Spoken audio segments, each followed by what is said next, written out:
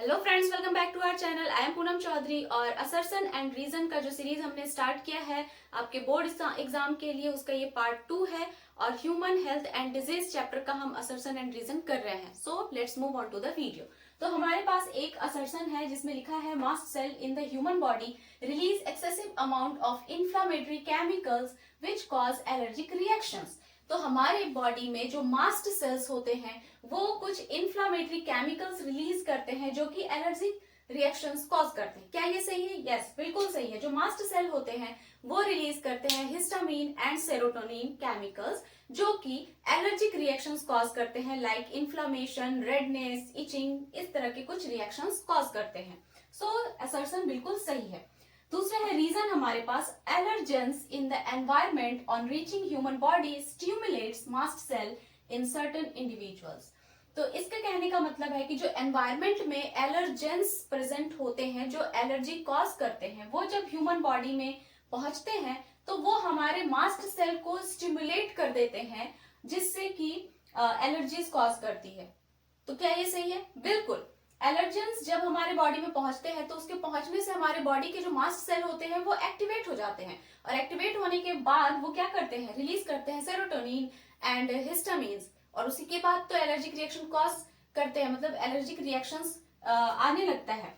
तो yes, reason भी बिल्कुल सही है। तो इसका ऑप्शन क्या होगा? Option A is the right option, जिसमें कि लिखा है assertion and reason both are correct statements and reason is correct explanation for assertion. Yes, assertion में बोला गया है कि मास्ट सेल कुछ केमिकल रिलीज करते हैं जिससे कि एलर्जिक रिएक्शंस आता है और ये मास्ट सेल क्यों रिलीज हो रहा है उसका एक्सप्लेनेशन रीजन है, क्योंकि एलर्जेंस जो होते हैं वो जब हमारे बॉडी में एंटर करते हैं तो मास्ट सेल एक्टिवेट होता है। तो रीजन क्या है? असर्शन का राइट एक्सप्लेनेशन है और दोनों रीजन एंड असर्शन राइट है। तो इसका आंसर हो जाएगा आपका A number option. Okay, both are correct and reason is the correct explanation of assertion.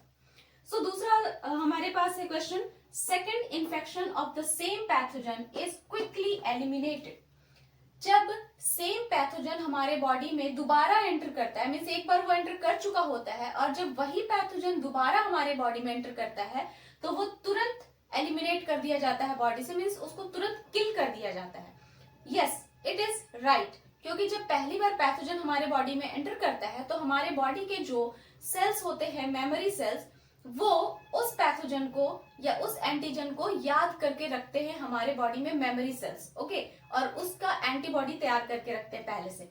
फिर जब दोबारा वही पैथोजन, सेम पैथोजन हमारे बॉडी में एंटर करता है तो मेमोरी सेल तुरंत एक्टिवेट हो जाते हैं और वो पहचान लेते हैं कि ये वही पैथोजन है जो एक बार हम पहले ये एंटर कर चुका है और पहले से उसके लिए एंटीबॉडीज तैयार होती है हमारे बॉडी में, इसलिए उस पैथोजन को तुरंत मार दिया जाता है।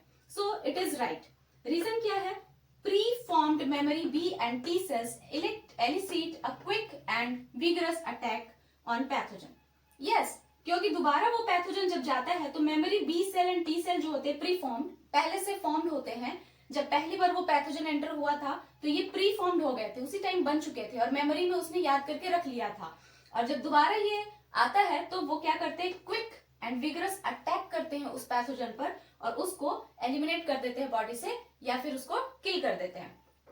तो yes, assertion and reason both are correct and यहाँ पर देखिए कि रीजन जो है ये करेक्ट एक्सप्लेनेशन है असर्शन का, क्योंकि सेकंड इन्फेक्शन में किल कर दिया जा रहा है पैथोजन को और उसका एक्सप्लेनेशन ये है कि preformed B cell and T cell जो है मेमोरी सेल, वो क्विक एंड विगरस अटैक करते हैं उस पैथोजन पर। तो इसका आंसर भी हो जाएगा ऑप्शन ए वाला कि assertion and reason both are correct statements and reason is correct explanation of assertion.